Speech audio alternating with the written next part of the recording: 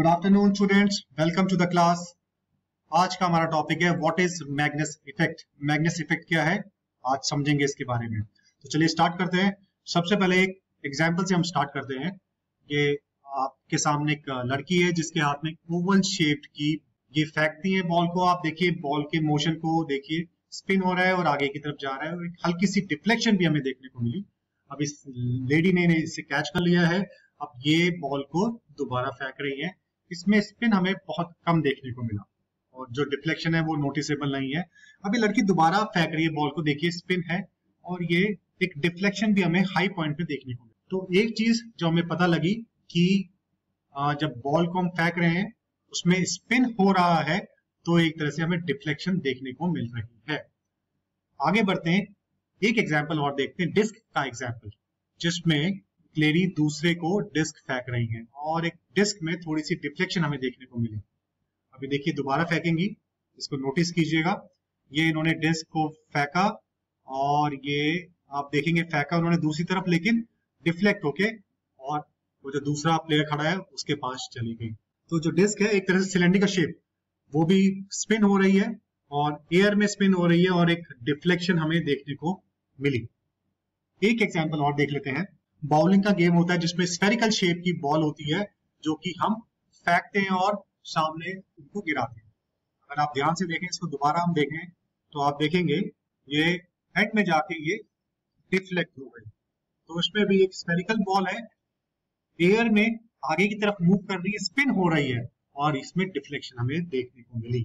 तो ये जो तीनों एग्जाम्पल हैं, तीनों एग्जाम्पल में जो चीजें कॉमन थी दैट वाज एक ऑब्जेक्ट थी, चाहे वो स्फेरिकल शेप की हो, ओवल शेप की हो या सिलेंड्रिकल शेप की हो, वो एयर में मूव कर रही है जिसको हम फ्लूइड बोलते हैं और आगे की तरफ जा रही है, साथ में स्पिन हो रही है।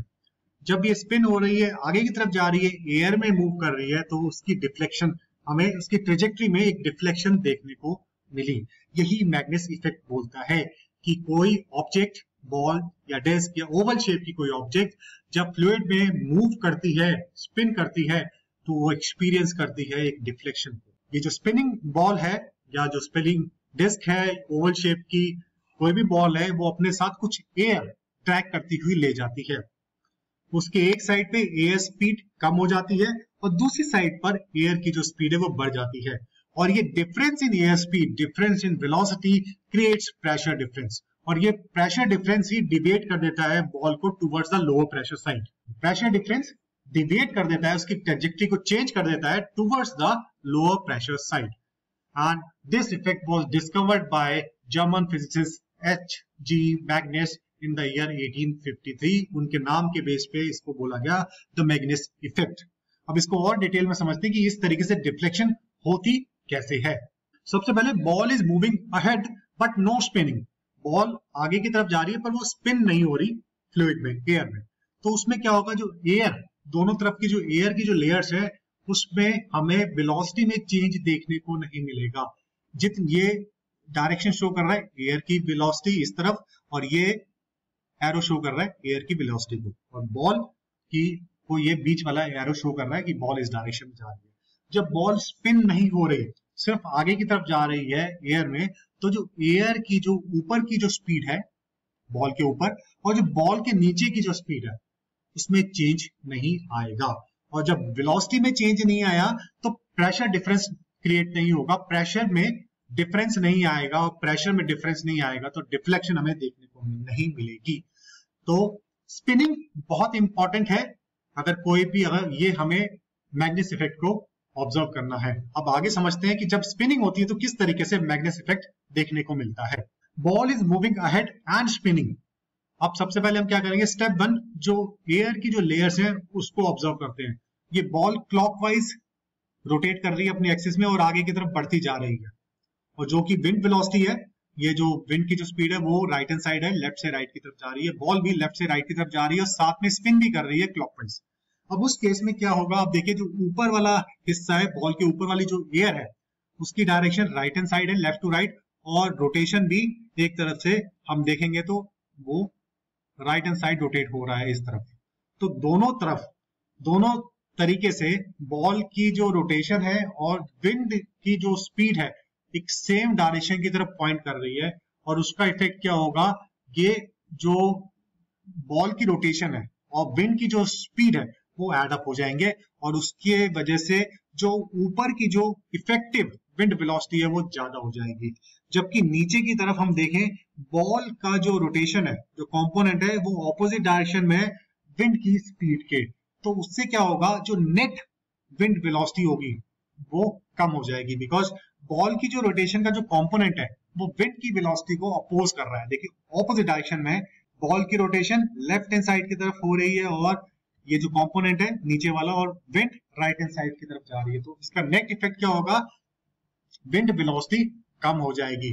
अब नीचे की तरफ विंड वेलोसिटी इज स्लोअर, ऊपर की तरफ विंड वेलोसिटी ज्यादा है, तो वेलोसिटी में डिफरेंस हमें देखने को मिला, और ये डिफरेंस एक तरह से प्रेशर डिफरेंस क्रिएट कर देगा। जहां पे फास्टर विंड वेलोसिटी है वहां पे लोअर प्रेशर रीजन बन जाएगा, और जहां पे विंड वेलोसिटी कम है वो हाई प्रेशर रीजन बन जाएगा। और ये लो प्रेशर रीजन और हाई प्रेशर रीजन एक तरह से प्रेशर डिफरेंस क्रिएट कर देगा, और यही प्रेशर डिफरेंस एक तरह का इसकी ट्रेजेक्टरी में डिविएशन पैदा करेगा, एक अपलिफ्ट पैदा करेगा। जो बॉल है वो हाई प्रेशर से लो प्रेशर की तरफ अपलिफ्ट हो जाएगी। The change in velocity created pressure difference, और ये प्रेशर डिफरेंस ने बॉल की ट्रेजेक्टरी को चेंज कर दिया, हायर प्रेशर से लोअर प्रेशर की तरफ जाएगी, और वो पिच इस तरीके से डिवेट होती हुई निकल जाएगी।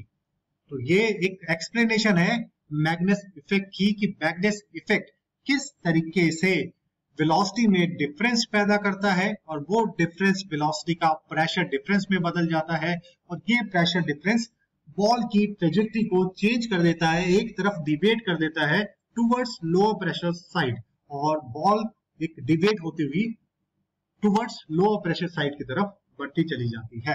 सो this is what we call as the Magnus effect. अब इसको फटाफट समराइज कर लेते हैं। स्पिनिंग बॉल हो या ओवल शेप की हो या सिलेंड्रिकल शेप की हो, अगर वो फ्लूइड मतलब एयर की बात कर रहे हैं, फ्लूइड में आगे की तरफ मूव कर रही है, स्पिन करती हुई जा रही है, तो वो ये इफेक्ट को महसूस करेगी। Spinning ball drags some air around it. जो स्पिनिंग ऑब्जेक्ट है, ओवल शेप, सिलेंड्रिकल शेप या स्फेरिकल शेप, वो साथ में एयर को ड्रैग करती हुई ले जाती है। एक तरफ जहां पे विंड वेलोसिटी उसके रोटेशन को फेवर कर रही है वहां पे विंड वेलोसिटी बढ़ जाती है, दूसरी तरफ रोटेशन का कंपोनेंट और विंड वेलोसिटी ऑपोजिट डायरेक्शन में है, उस तरफ जो नेट वेलोसिटी है वो रिड्यूस हो जाती है, और ये क्रिएट करता है प्रेशर डिफरेंस और डिविएट कर देता है बॉल को टुवर्ड्स लोअर प्रेशर साइड। और it was named after German physicist Mr. H.G. Magnus, who discovered this effect in the year 1853. So I hope students ये मैग्नस इफेक्ट आपको समझ आया होगा। अब आपके सामने एक छोटी सी क्विज है, उसको अटेम्प्ट कीजिए। ये आपके सामने, the spinning ball moving in a fluid creates a pressure difference and as a result its trajectory deviates away from the lower pressure path.